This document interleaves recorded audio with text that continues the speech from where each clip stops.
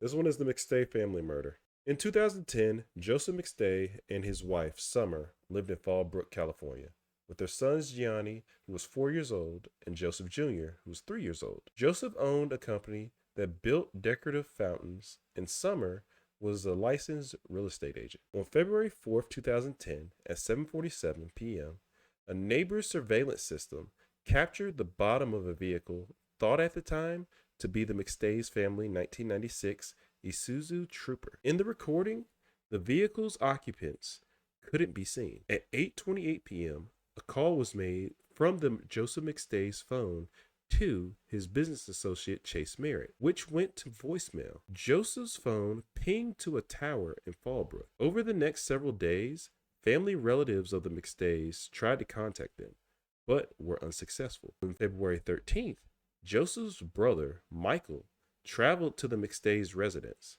and upon finding an open window in back, climbed in and gained entry to the home. Michael McStay did not find any of the family at the home, and their two dogs were in the backyard. On February 15th, Michael phoned the San Diego County Sheriff's Department and reported his brother and his family were missing. Officers arrived at home and found no evidence of a struggle or foul play. There were indications of a hasty departure, as a carton of eggs had been left on the counter and two child-sized bowls of popcorn sat on a sofa. During the investigation, the police learned that around 11 p.m. on February 8th, the family's trooper had been towed from a strip mall parking lot in San Ysidro, San Diego. Hopefully I pronounced that right. I said that twice now. Near the Mexican border. It was believed to have been parked there between 5:30 and 7 that evening. The car's location from February 14th to February 8th remains unknown. On November 11th, 2013, a motorcyclist found 4 sets of human remains buried at 2 shallow graves in the desert near Victorville, California. 2 days later, 2 sets of remains were officially identified as those of Joseph and Summer McStay. Jeez. The deaths were ruled as homicides, and San Bernardino County authorities said they believed the family died of blunt force trauma inside their home, but declined to discuss the specifics of the death or a motive. Days after the discovery, the bodies of Patrick McStay stated the San Diego Sheriff's Department investigation was faulty and filed formal complaints. After their disappearance, it was speculated that the McStays left voluntarily, since investigators found searches on the family's computer for what documents do children need for traveling to Mexico. Ew, jeez. Hopefully that wasn't the case. And Spanish language lessons. Were they moving? Because their car was found so close to the Mexican border, police reviewed surveillance footage of the pedestrian gate into Mexico. Video recorded the evening of February 8th, released on March 5th, showed a family of 4 resembling the McStays crossing the border. On February 19th, 2010, California police notified Interpol to be on the lookout for the family. In April 2013, the San Diego Sheriff's Department announced that they believe the McStays traveled to Mexico voluntarily. Unconfirmed sightings of the family were reported in Mexico and elsewhere, perpetuating hopes that they were safe and left voluntarily. Relatives of the McStays doubted they would travel to Mexico, saying that Joseph and Summer avoided the country because of the safety threat posed by recent drug wars. Other people who didn't agree with the theory noted that the McStays had more than $100,000 in bank accounts with no withdrawal of funds in preparation for a trip, and their accounts were untouched after their disappearance. Oh, geez. Summer's sister stated that her passport was expired. Although it is possible for a U.S. citizen to enter Mexico without a passport, one is required to re-enter the U.S. Investigators and the public focused on the McStay's business partner, Charles Chase Merritt, who was the last known person to have contact with Joseph McStay and the first to notice his disappearance. According to state records, Charles had felony convictions for burglary and receiving stolen property. His most recent felony conviction in 2001 was for the theft of $32,000 worth of welding and drilling equipment from the San Gabriel Valley Ornamental Work and Iron Works in Monrovia, California. Someone who knew Charles told the San Diego Reporter, "I think the police should look at him. and anyone associated with him. Oh, okay. So Charles got some smut on him, it sounds. Um, I'm gonna stop there because are we just assuming that the other two bodies were the kids and they just didn't want to say it, or because they definitely said four bodies, but I wasn't sure if all of them were kids.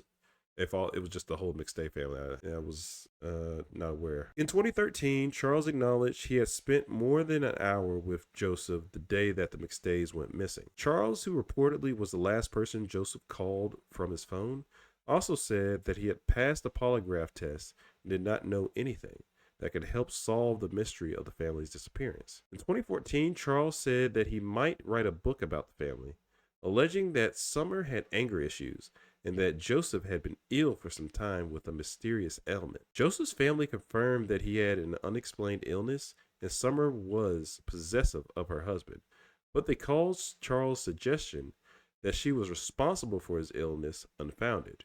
Patrick McStay said, "I truly believe she loved my son." On November 5th, 2014, detectives from San Bernardino County Sheriff's Department arrested Charles in connection with the deaths of the McStay family after discovering that his DNA had been recovered from their car. Ew, here we go. His arrest was announced on November 7th, 2014. Charles was charged with 4 counts of murder, and district attorney sought the death penalty. So would I. Again, I'm like, killing these multiple people, and you're killing kids. I'm like, that to me, that's death penalty. In July 2015, Charles' defense attorney filed a request to have the case dismissed because of the wording used by the prosecution when the charges were filed. Ew, that's that legal stuff I don't know. According to arrest warrant affidavits filed in the case, autopsies concluded that all 4 victims had been beaten to death with a blunt object, and investigators believe the murder weapon was a 3-pound sledgehammer. Why? My thing is, if you say the guy was sick, could he really even fight you? And like, women and men's strength aren't the same. So, geez, what the kids got to do with this? Why'd you have to kill him? Which was found in the grave containing. Oh, the sledgehammer was there too. Wow. It was found in the grave containing the remains of Summer and her son. Investigators testify they believe the victims were tortured before they were killed. I would wonder why. Oh, yeah, we're about to get into it because I was just about to say I wonder why, but here we go. Prosecutors alleged that Charles had a gambling problem and killed the family for financial gain. They said he wrote checks totaling more than $21,000 on Joseph's business account in the days after the family were killed, and then went on a gambling spree at nearby casinos where he lost thousands of dollars. Addiction, really. Charles' trial was delayed as he had repeatedly fired his attorneys or attempted to represent himself. As of February 2016,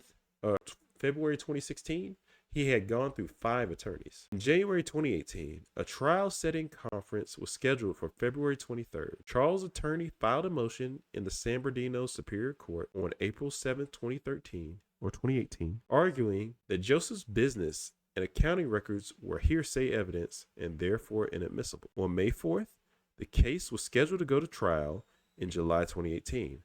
The trial finally began January 7th, 2019. Jeez. In a San Bernardino court, with both sides making opening statements. On June 10th, 2019, San Bernardino County jury found Charles guilty of murdering the McStay family. On June 24th, the jury recommended that Charles be sentenced to death. The court upheld the jury's recommendation, and Charles was sentenced to death on January 21st, 2020. Oh, he actually did get sentenced to death. Yeah, see, yeah. I'm like, yeah, the stuff for me about like the kids and you over here killing multiple people, that to me, that is death penalty worthy. But yeah, and then like, I don't understand if y'all are business partners, unless y'all just aren't making money. But obviously, somebody's making money if they have hundreds of thousands in their bank account. So if he's a business partner, he should be making money too.